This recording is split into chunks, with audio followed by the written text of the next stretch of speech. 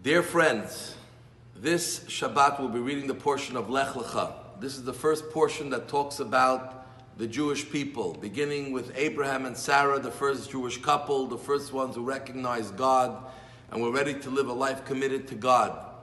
But there's one other character that we find so much about during this portion. That is their nephew, Lot. And Lot was not such a good guy. It was actually to the point that Abraham had to ask Lot to move away because his people, his shepherds, his people, employees, were not behaving with morality, and Lot really encouraged that type of behavior. So he wasn't, as we know, a great guy, but yet Abraham took care of him until then, and even when he asked him to please move away because he doesn't want his employees to be associated with that type of behavior, Abraham said, I'll have your back. I'll watch out for you. And we read in the story how Lot was captured in a battle, and Abraham went with incredible commitment to try to redeem him and release him by putting together his own little army of people, and miraculously they won against some very strong and great kings just to save his nephew and bring him out from being a captive and do so much for him. And the question is, why does the Torah tell us about Lot? Abraham and Sarah, we need to know who they are, their characteristic, how they lived their life, what was important to them. They are matriarch and patriarch. They're the beginning of the Jewish people. But Lot is not part of the Jewish people, really. His children were never part of the Jewish people. Why do we need to know so much about Lot? But perhaps through here, the Torah is giving us an incredible message and telling us really about Abraham and Sarah.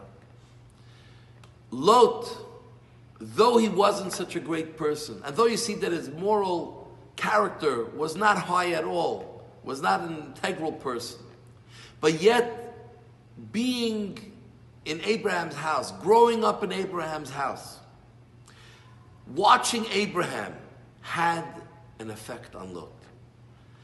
Hospitality became part of Lot's way of living.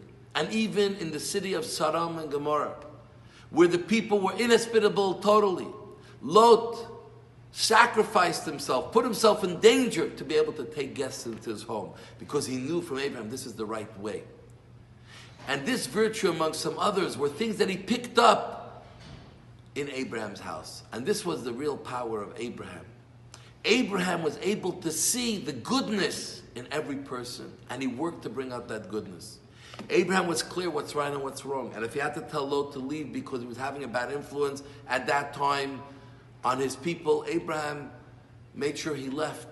But at the same time, Abraham spent time, took care to give attention to Lot, because he recognized that if he works on Lot's good character, at least he'll build that good character, will become important. And that's so important for us. We have to learn from Abraham how to look for the good in everyone, because everyone has good.